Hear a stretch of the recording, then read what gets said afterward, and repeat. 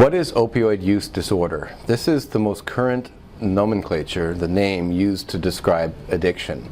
The medical community and psychiatry community are getting away from the words dependency, addiction, abuse, and replacing it just with a general term that covers all of it, and this is for opioid use disorder.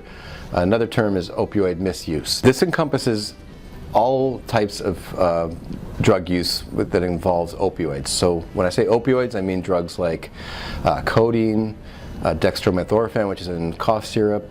Those are the gentle ones. Then there's tramadol or Tramacet, and then Percocet, Vicodin, oxycodone, OxyContin. Finally, the heavy hitters like morphine, heroin, and finally fentanyl. So these are all the main drugs of abuse that are in the opioid class. And if a person is using them, rarely is it possible for a person to use these sporadically without developing some sort of dependency of some sort. These drugs are so powerful and so strong that it draws a person into the addiction spiral for most people. Casual user is very rare, especially with the heavy-hitting drugs at the high end of the spectrum, but some people can use casually things like a half a pill or any amount of pills of Percocet or Vicodin. But what happens for most people is they may use sporadically in the beginning and they progressively use more and more. This is the problem with these class of drugs because they're safe in short-term use. There's nothing wrong with using them as prescribed up to a week or so for acute treatment of acute pain. But what happens is people end up feel well on these drugs. It's not only helping their physical pain, but can also help their emotional pain. It's sometimes a stress reliever, and I actually called it a happy pill. I felt happier and more awake when I was taking Percocet. So like I said, the problem is that most people cannot control their intake. They go through withdrawal fairly quickly off these drugs, so should they cease taking it, they would feel uncomfortable generally within 24 hours or so. The rare user who can use once in a while, like I said, is very rare. So for the most part, it is considered a disorder because the person is requiring more and more of the medication to achieve the same effect. So this is what we call tolerance. And they will go through withdrawal should they stop taking the medication, and this is called dependence. So those, all of the above can include people with opioid use disorder because this describes the dangerous addiction spiral that affects all aspects of their life.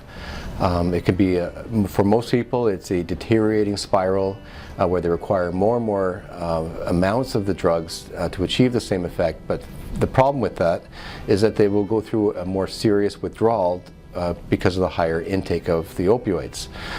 So this is why it's a disorder. Not to mention all the complications it has on a person's quality of life. In the beginning, when they're going through acute withdrawal, they can start missing school, work. They lose interest in activities that normally gave them joy. There's deterioration of relationships with loved ones. They lose their friends. They burn bridges with people. So this is a general broad strokes description that I'm giving, but this is my best way of explaining why this is a disorder and why it belongs under this terminology. So to summarize, opioid use disorder or opioid misuse describes the whole gradient from somebody who's using sporadically, like as a weekend warrior, somebody who rewards their behavior or working hard during the week, where this is at the light end, and at the heavy end is that this person can start developing tolerance, they can increase their use, and before they know it, they're addicted, meaning that they're dependent, meaning that if they were to stop, they would go through withdrawal and feel very uncomfortable. And this is what perpetuates the spiral of deterioration in the addiction. So finally, the worst end of the spectrum is somebody who's using the more potent opioids, things like morphine, heroin, and fentanyl. These are more dangerous because they're more potent and they work more rapidly. People who are using heroin tend to use intravenously. Some people do smoke it, but it's the intravenous abrupt introduction into the body that causes problems. They get high quickly, but they come down quickly. The same thing goes on with fentanyl.